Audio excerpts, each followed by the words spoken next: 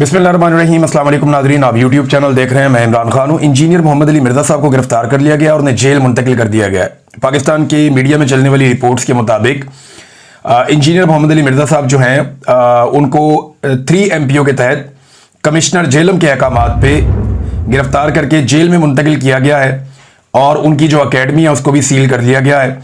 कुछ मजहबी जमातों के जो लोग हैं वो जाकर मिले थे इंतज़ामिया से और उन्होंने कोई दरख्वास्त दायर की थी और एक उलमा का फतवा भी उनके खिलाफ आया और उलमा के वफूद ने आज ज़िली इंतज़ामिया से ख़ुसूसी तौर पे मुलाकात की और गिरफ्तारी का मुतालबा किया था, तो उनकी गिरफ्तारी होगी। आसिफ जलाली साहब हैं, एक आलिम दीन, उन्होंने एक फतवा दिया हुआ है इस हवाले से। जो तफसीलात आएंगी हम आपके साथ शेयर करेंगे। बहरहाल इंजीनियर मोहम्मद अली मिर्ज़ा साहब जो और बहुत सारी पॉलिटिकल कंट्रोवर्सीज में वो रहते हैं, लेकिन अभी ये क्योंकि एक दीनी मामला है तो ये उलमा इकराम बेहतर रहनुमाई कर सकेंगे। बहरहाल वो गिरफ्तार हो गए। दूसरी एक इंपॉर्टेंट खबर है, ख्वाजा आसिफ साहब ने भी इमरान खान के हक में एक गवाही दे दी है। ख्वाजा आसिफ साहब ने क्या कहा, मुख्तलिफ पाकिस्तान की मीडिया पे यह खबर छपी है। वो एक इंटरव्यू दे रहे थे। इंटरव्यू देते हुए ख्वाजा आसिफ साहब ने एक बड़ा जबरदस्त इंकशाफ किया और उन्होंने ये बताया कि जब पाकिस्तान तहरीक इंसाफ का दौरे हुकूमत था तो उस वक्त जनरल बाजवा के ससुर ने, ये जनरल रिटायर एजाज साहब थे गालिबन उनका नाम, ये लाहौर DHA में रहते थे। तो जो जनरल बाजवा के ससुर हैं, गालिबन वही रहते थे, जनरल बाजवा के ससुर ने उन्हें अपने घर पे बुलाया और बेसमेंट में लेकर चले गए और वहां जाकर कहा कि नवाज शरीफ की गुजरांवाला की जो तकरीर है उसमें उन्होंने जनरल बाजवा और जनरल फैज हमीद का नाम लिया है, तो तुम इसकी मजम्मत कर दो। ख्वाजा आसिफ को कहा और अपने आप को इससे अलग कर दो। अब ख्वाजा आसिफ ने कहा कि राणा तनवीर भी इस बात के गवाह हैं कि मैंने जनरल बाजवा के ससुर से कहा कि मैं ऐसा नहीं करूंगा, जिस पर मुझे कहा गया कि बात नहीं मानेंगे तो आपके खिलाफ नैब का केस बन जाएगा।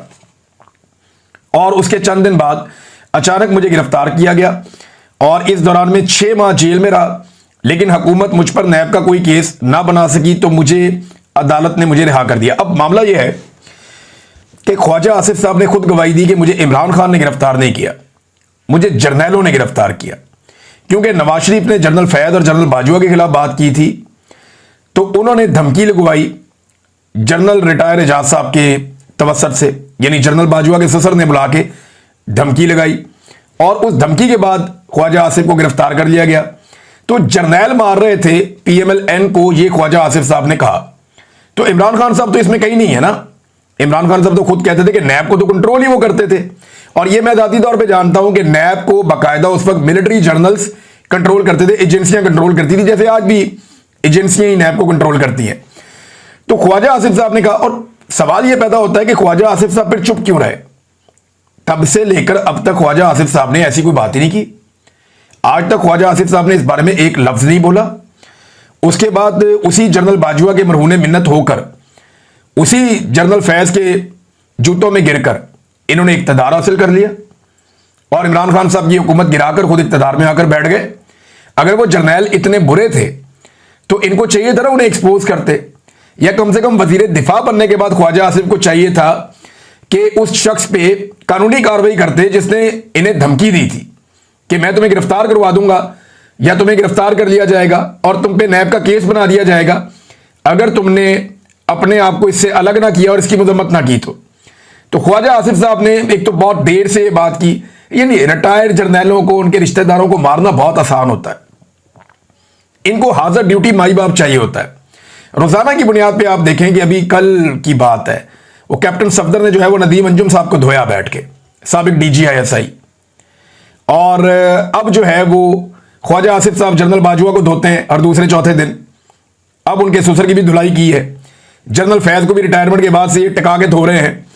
तो मामला ये है कि जिस वक्त ये जर्नैल मौजूद थे तब तो इनके जूतों के तस्मों के साथ लटक के ये लोग इक्तदार में आए थे, ये एक सच है। लेकिन चले, एक अच्छी बात है कि ख्वाजा आसिफ साहब ने इमरान खान साहब के हक में गवाही दी और ये कहा कि उस वक्त भी जर्नैलों ने उनके साथ जो किया था वो किया था। और इमरान खान साहब ये कह चुके हैं कि जनाब नैब तो वो कंट्रोल करते थे, और जब इमरान खान साहब ने चीजों को ठीक करने की कोशिश की तो एस्टेब्लिशमेंट को पसंद नहीं आया, जैसे कि हमेशा नहीं आता।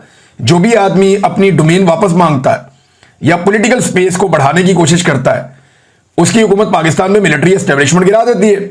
बहरहाल ये एक दूसरे के पोल खुद ही खोलेंगे और ज्यादा किसी और को कुछ करने की जरूरत नहीं रहेगी, चीजें खुद ही खुलती रहेंगी। एक और नाज़रीन, ख्वाजा आसिफ साहब ने माफी का एक नया फॉर्मूला भी दे दिया। ये बड़ा इंटरेस्टिंग है।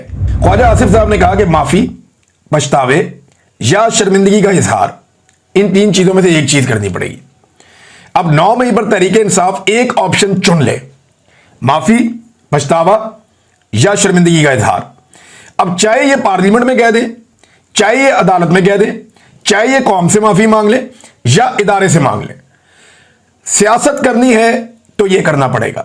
अब ख्वाजा आसिफ ने भी आज इस बात की तस्दीक कर दी कि मिलिट्री एस्टेब्लिशमेंट को पाकिस्तान तहरीक इंसाफ से माफी मंगवानी है, इसके अलावा रास्ता कोई नहीं है अगर सियासत करनी है तो, वरना सियासत वो कर ही नहीं पाएंगे। लेकिन ना सियासत वो कैसे करें? मखसूस नशिस्तें उनकी हैं, छीन ली गई। 17 नशिस्तें जीतने वालों को हुकूमत दे दी गई। उनकी आधी से ज्यादा सीटें कौमी असेंबली की और इसी तरह सूबाई असेंबली की भी छीन ली गई। यानी 3 सूबों में कम से कम उनकी हुकूमत बनती थी स्टेट वे, वो उनकी नहीं बनने दी गई। चौथे सूबे में उनकी एक इत्तेहादी हुकूमत बनती थी, वो भी नहीं बनने दी गई।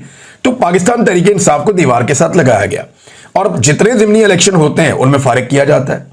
उनके एमएनएच पे मुकदमात किए जाते हैं, सुनाए जाते हैं, मुकदमात के फैसले फारिग किया जाता है। तो सियासत तो उन्हें नहीं करने दी जा रही और ये एस्टेब्लिशमेंट का काम है। तो ख्वाजा आसिफ ये कहते हैं कि जनाब माफी जाफी मांग लो, या आप ये कह दें कि जनाब हमें शर्मिंदगी है, या आप ये कह दें कि हमें पछतावा है, तो या फिर आप माफी मांग लें। इसके अलावा जो है वो कोई ऑप्शन नहीं है। इनमें से तीनों में से एक ऑप्शन ख्वाजा आसिफ साहब कहते हैं कि चुननी पड़ेगी। अब इस पे जो है वो एक रद्द-ए-अमल एतजाज एहसन साहब का भी है, वो बड़ा इंटरेस्टिंग है। एतजाज एहसन साहब कहते हैं कि ये क्या असूल है कि सियासतदान से कहा जा रहा है कि माफी मांगे। इमरान खान किस बात की माफी मांगे? 9 मई पर इंतजामिया और आईजी पंजाब को माफी मांगनी चाहिए। आईजी बताए कि 12 घंटे कोर कमांडर हाउस चलता रहा, उसके थानेदार कहां थे, मौके पर क्यों नहीं पहुंचे, और सीसीटीवी फुटेज कहां गई, बाकी चीजें कहां गई। ये वो बहुत सारे सवालात हैं जिनके जवाब कोई भी नहीं दे रहा, या शायद किसी के पास उनके जवाब है ही नहीं, बस सजाएं दिए जा रहे हैं। अब राणा सनाउल्लाह साहब के डेरे पे हमले वाला जो मामला है उसके ऊपर जनाब बड़ा रोला पड़ गया है कि जनाब डेरे के ऊपर एहतजाज हो रहा था और तोड़फोड़ हुई है, तो इसका मुकदमा दर्ज किया गया। तो मुद्दई राणा साहब को बनना चाहिए था। कुछ लोग कह रहे हैं जी रियासत मुद्दई बन गई है, वो क्यों हुआ? चले ये तो आप छोड़े बात। मामला ये है कि तोड़फोड़ का जो केस है उसमें जो सजाएं दी जा रही हैं वो तो ऐसे दी जा रही हैं कि कोई कत्लो गारतगिरी हो गई है। 10-10 साल की सजाएं दे दी उठा के 60 के करीब बंदों को, और उसके अलावा कई बंदों को जो है वो 3-3 साल की सजाएं दे दी। ना कोई एक बंदा जख्मी हुआ, ना कोई एक बंदा जाँ बहक हुआ, ना कोई कत्ल हुआ, ना कोई जख्मी हुआ, और सजाएं दे दी दहशतगर्दी वाले मामला डाल के। अब यही राणा सनाउल्लाह हैं, जब ये वजीर कानून थे और पंजाब की पुलिस को और सारे निजाम को कंट्रोल करते थे, तो इन लोगों के ऑर्डर के ऊपर गोली चलाई गई मॉडल टाउन में, और जब वहां गोली चलती है तो उसमें 14 लोग शहीद हो जाते हैं, जाँ बहक हो जाते हैं, और उसमें दर्जनों लोगों को गोलियां लग जाती हैं, लोग अस्पतालों में पहुंच जाते हैं, खवातीन के मुंह के ऊपर गोलियां मारी जाती हैं, हामला खातून जो है उसे शहीद कर दिया जाता है। आज 11 साल गुजर गए, उस मामले में अब तक इंसाफ नहीं हो सका। यानी जब एस्टेब्लिशमेंट चाहे तो आप ये देखें कैसे वो नाइंसाफी को भी इंसाफ बना देते हैं, और जब एस्टेब्लिशमेंट साथ खड़ी हो जाए तो जो इंसाफ करना भी होता है ना उसे भी रोक देते हैं। यानी वहां लाशें गिरी थी, 14 लाशें थी, दर्जनों जख्मी थे, कत्ल और इक़दाम कत्ल के मामला थे, किसी को सजा नहीं हुई।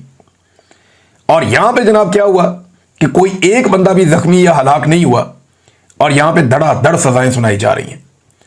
रियासत है ना, जिस तरफ मर्जी मामला ले जाए। ख्वाजा आसिफ ठीक कहते हैं ना कि फिर सियासत नहीं करने देंगे, कोई भी काम नहीं करने देंगे, और मामला उसी तरफ चल रहा है। उमर अयूब साहब ने इस सजा के ऊपर अपना रद्द-ए-अमल दिया है। उमर अयूब साहब कहते हैं कि मुझे दीगर तहरीक इंसाफ के रहनुमाओं और कारकुनों को आज ATC फैसलाबाद के जज जावेद इकबाल शेख ने राणा सनाउल्लाह के घर पर मुबैना हमले के झूठे इल्जाम में 10 साल कैद की सजा सुना दी है। मैं उस जगह कभी मौजूद ही नहीं था, और इस्तगासा के किसी गवाह ने मेरा नाम तक नहीं लिया। मजीद ये कि इन्हीं गवाहों की गवाही को गुज़िश्ता साल ATC सरगोदा ने मुस्तरद कर दिया था और इन्हें झूठा करार दिया था। इस फैसले के बाद मेरे खिलाफ मजमूई तौर पर कैद की सजाएं 40 साल की हो गई हैं। अब वो ये कहते हैं कि 28 दिसंबर 2007 को बेनजीर भुट्टो जब कत्ल हुई तो उनकी शहादत के बाद पीपल्स पार्टी के कारकुनों ने हरिपुर में मेरे घर पर हमला किया और जलाने की कोशिश की। मगर उस वक्त ना कोई गिरफ्तारी हुई और ना ही किसी को सजा सुनाई गई। अब आगे वो एंड में जाके कहते हैं कि जनाब ये तो फस्तायत हो रही है और बदतरीन फस्तायत हो रही है, मगर मैं हमेशा तहरीक इंसाफ और अपने कायद इमरान खान का सिपाही रहूंगा। इंशाल्लाह इमरान खान पाकिस्तान के वजीर आज़म बनेंगे। ये जनाब कह रहे हैं उमर अयूब साहब, उनका रद्द-ए-अमल है, वो गए ही नहीं उस तरफ जिस तरफ मुकदमा उन पे डाल दिया पकड़ के, तल्ला की कोई नहीं। और जितना नुकसान बेनजीर की शहादत के ऊपर पीपल्स पार्टी ने किया था उसकी तो मिसाल ही कोई नहीं मिलती। तबाही और बर्बादी फेर दी थी पीपल्स पार्टी ने, अरबों डॉलर का नुकसान कर दिया था पाकिस्तान का, लेकिन कुछ नहीं किया गया। रियासत खामोश हो गई कि आगे बढ़ना। लेकिन ये 9 मई के अंदर जो है ना एक जिद पकड़ी हुई और इसको बहाना बनाकर एक पॉलिटिकल पार्टी को विक्टिमाइज किया जा रहा है, दीवार के साथ लगाया जा रहा है। ये बहाना है और कुछ नहीं है। अब असद कैसर साहब जैसे एक, यानी असद कैसर जैसा बंदा जो ज्यादा शिद्दत में भी नहीं जाते, ये तो वो बंदा है जिसने रूलिंग भी नहीं दी थी, कासिम सूरी साहब को देनी पड़ी थी, बड़े मोहतात रहते हैं। अब उनके घर पे छापे मारे जा रहे हैं। असद कैसर साहब कहते हैं कि थोड़ी देर पहले तकरीबन 10:30 बजे रात का वक्त था, अब मेरे इस्लामाबाद वाले घर पर पुलिस ने गैर कानूनी तौर पर छापा मारा। मेरे पास पेशावर हाई कोर्ट की तरफ से दी गई जमानत मौजूद है, लेकिन इसके बावजूद पुलिस हरासा करने से बाज नहीं आती। अगर इनका ये ख्याल है कि हम इन ओछे हथकंडों से डर जाएंगे तो ये इनकी गलत फहमी है। हम ना पहले डरे हैं और ना आगे डरेंगे। हम इस जालिम निजाम के सामने डट कर खड़े हैं और खड़े रहेंगे। देखिए ये ना पाकिस्तान तहरीक इंसाफ को कुछ का कुछ बना रहे हैं।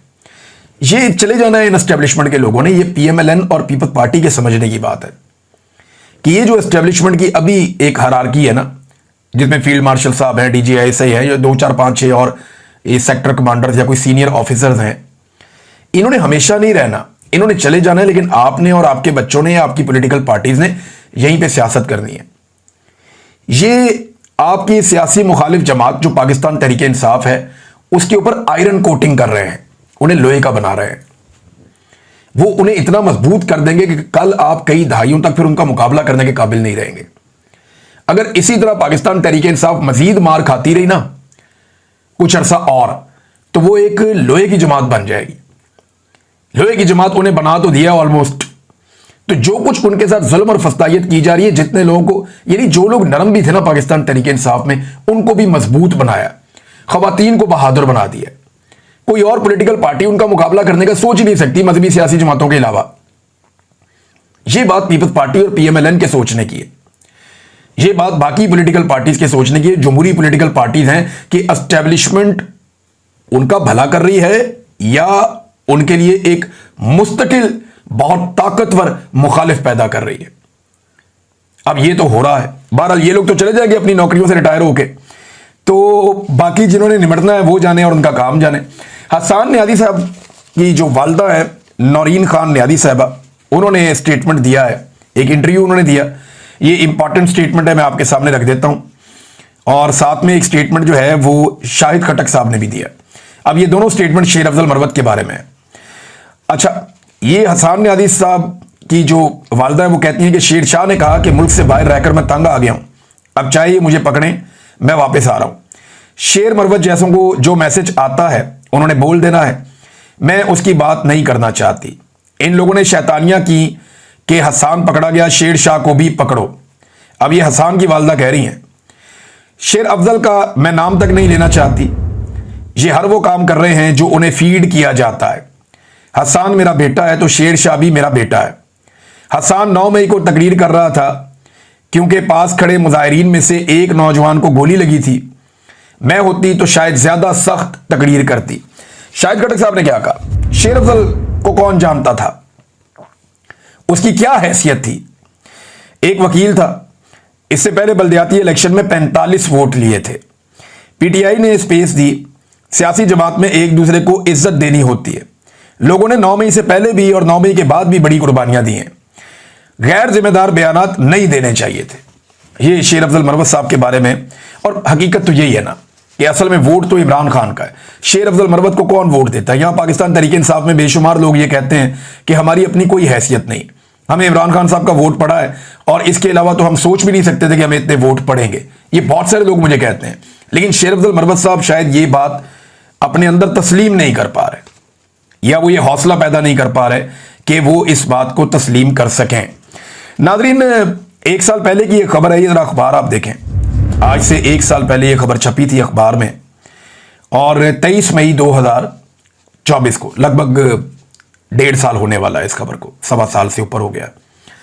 यह खबर छपी जनाब अखबार के अंदर, और खबर यह थी कि यूएई यानी मुत्तहिदा अरब अमारात पाकिस्तान में सरमायाकारी के लिए $10 अरब उन्होंने मुख्तस कर दिए हैं। शहबाज शरीफ ने बताया था उस दिन के हमने जनाब कशकोल तोड़ दिया है, और शहबाज शरीफ साहब ने कहा जी कशकोल टूट गया, हम आवाम को तरबियत देंगे। वजीर आजम आईटी कंपनियों की मफामती याददाश्तों पर दस्तखत हो गए, और चीनी की कीमत में इजाफा कबूल नहीं है, और यानी 140 रुपए पूरा साल 140 रुपए चीनी फरामी की जाए, इसको यकीनी बनाया जाए, और बहुत सारी और बातें की इन्होंने। अब ये शहबाज शरीफ साहब के दावे थे, लेकिन आज तकरीबन 1.25 साल गुजर गया, कोई $1 अरब भी आया? किधर है, कहां आया? $10 अरब के दावे किए शहबाज शरीफ ने। इन्होंने कौम को ट्रक की बत्ती के पीछे ही लगाया हमेशा। वो चीनी जो इसके अंदर बयान लगा हुआ है 140 वाली, वो 200 से ऊपर की बिकती रही अभी, और अभी और ऊपर जाएगी, जो ये बाहर से कारनामा करके इंपोर्ट कर रहे हैं। पहले बाहर एक्सपोर्ट कर दी, अब वापस इंपोर्ट कर रहे हैं। ये इनकी हरकतें जिनकी वजह से पाकिस्तान यहां तक पहुंच गया। और यहां पे एक जज साहब का बयान है नाज़रीन, वो बड़ा इंटरेस्टिंग है। जज साहब ये कहते हैं कि आर्टिकल 10A के तहत फेयर ट्रायल एक बुनियादी हक है। ये देखें आप, ये एक्सप्रेस न्यूज के ऊपर खबर छपी हुई है, और सुप्रीम कोर्ट ऑफ पाकिस्तान से मुअज़्ज़िज़ जज ने यह बात की है कि जस्टिस मोहम्मद अली मजहर ये केस सुन रहे थे। इन्होंने कहा जी कि फेयर ट्रायल का हक आइन के आर्टिकल 10A के तहत एक बुनियादी हक बन गया है। मुनासिब कानूनी अमल एक लाजमी शर्त है जिसका हर सतह पर एहतराम किया जाना चाहिए। फेयर ट्रायल का हक इस बात का तकाजा करता है कि किसी को उस वक्त तक सजा नहीं दी जानी चाहिए जब तक उसे जवाब देने और अपना मुकदमा पेश करने का मुनासिब और मुनसिफाना मौका ना दिया जाए। क्या इमरान खान को यह मौका मिला है? यहां सुप्रीम कोर्ट ऑफ पाकिस्तान यह फैसला दे रही है, और उसके अंदर ये चीजें सामने आ रही हैं। लेकिन मामला यह है कि क्या इमरान खान को फेयर ट्रायल का हक मिला है? इमरान खान को तो यह हक मिला ही नहीं। जिरा करने की इजाजत नहीं मिलती उनके वकीलों को, मीडिया को और फैमिलीज को अंदर जाने की इजाजत नहीं मिलती। बाद औक़ात वकला को भी बाहर कर दिया जाता है। रातों को देर देर तक अदालतें लगाई जाती हैं और ट्रायल चलाए जाते हैं। जेल में एक हॉस्टाइल किस्म के एनवायरनमेंट के अंदर ट्रायल चलाए गए। ट्रायल इतने फेयर थे कि जजेस बेचारों की बार बार हालत खराब हो जाती थी। ऐसे जालिमाना ट्रायल किए गए पाकिस्तान तहरीक इंसाफ के लीडर इमरान खान के। और अब यहां जज साहब कह रहे हैं सुप्रीम कोर्ट में कि फेयर ट्रायल का हक जो है ये बुनियादी हक है, बुनियादी इंसानी हक है ये। तो ये बुनियादी हक से इमरान खान साहब को महरूम कर दिया गया। वैसे ऐसा लगता है कि पाकिस्तान तहरीक इंसाफ और इमरान खान साहब के बुनियादी हकूक मुअत्तल हो गए। नाज़रीन, जापान से कुछ वीडियोस आई, तस्वीर आई। अव्वल तो मरियम नवाज साहबा को जापानियों ने मुंह ही नहीं लगाया, जो मुझे दिखाई दे रहा है। और जापानियों ने क्या मुंह लगाना था, उन्हें वहां पाकिस्तानियों ने भी मुंह नहीं लगाया, जो मुझे दिखाई दे रहा है। मुझे अनफॉर्चुनेटली ये कहना पड़ रहा है, मैं इस तरह के अल्फाज बोलने का आदी नहीं हूं, मुझे कहना भी नहीं चाहिए था, लेकिन हकीकत यही है। वहां पे चंद लोगों के अलावा वही शक्लें थी, वो घूम घूम के आती थी, या एम्बेसी के थोड़े से लोग थे, या कोई थोड़े से पाकिस्तानी थे जिनको इन्होंने ओहदे दिए हुए, वो घूम घूम के आते थे। एयरपोर्ट पे भी वही होते थे, इस जगह भी वही होते थे, उस जगह भी वही होते थे, हर जगह उन्हीं को घुमा घुमा के बार बार गुलदस्ते लेके पहुंच जाते थे। तो इस तरह घुमा फिर आगे चक्कर दे के इन्होंने अपना दौरा बड़ी मुश्किल से मुकम्मल किया है। लेकिन मैं जापान की वीडियोज और वो देख रहा था, अमीर तरीन मुल्क है, वो पाकिस्तान को कर्जा देता है, लेकिन उनकी टेबल, उनकी कुर्सियां, उनके कॉन्फ्रेंस रूम, जहां पे मरियम नवाज को बिठा के ब्रीफिंग्स दी गई, वो जगह इतनी सिर्फ बुनियादी फैसिलिटीज थी, कोई लग्जरी वहां नहीं थी। सिर्फ काम के लिए आते हैं वो लोग, और जितना जरूरत हो उतना ही इस्तेमाल करते हैं। यहां पे आप वजीर आला हाउस में घुसे तो क्या लेविश किस्म के सोफे हैं, क्या शानदार किस्म की टेबल्स हैं, क्या जबरदस्त किस्म की वहां चेयर्स लगी हुई है। कमाल जबरदस्त माहौल बनाते, वीवीआईपी किस्म का कल्चर है पाकिस्तान में। जापान में मैं वो टेबल्स और चेयर्स देख के हैरान रह गया। सारे के सारे एक ही तरह की कुर्सियों पे बैठे हुए और आपस में बातचीत कर रहे हैं। यहां तो जनाब जब तक सदारत वाली कुर्सी कोई 1 फुट ऊंची ना हो जाए तब तक किसी को सुकून ही नहीं आता। पाकिस्तान की वीडियोस आप देख लें इनकी, और जापान की वीडियोस आप देख लें इनकी, पाकिस्तान के मनाजिर देख लें, और देखें जापान ऐसे ही आगे नहीं निकल गया। उन्होंने ये फैसला किया कि पैसा जहां खर्च करना है वहीं खर्च करना है, जहां खर्च नहीं करना वहां खर्च नहीं करना। कर्जे ले लेकर सूबे चल रहे हैं और इनकी अयाशियां खत्म नहीं हो रही। अंदाजा करें, जापानियों ने देखा होगा कि यार ये अपना लाओ लश्कर ही पूरा लेकर आ गए हैं। अपनी बेटियां ले आए, दामादों को ले आए, अपने नवासियों को ले आए, अपनी मेकअप आर्टिस्ट को ले आए, अपनी जाती मुलाजमाओं को लेकर आ गए, अपने ब्यूरोक्रेट्स के बच्चों को लेकर आ गए, अपने वजीरों के बच्चों को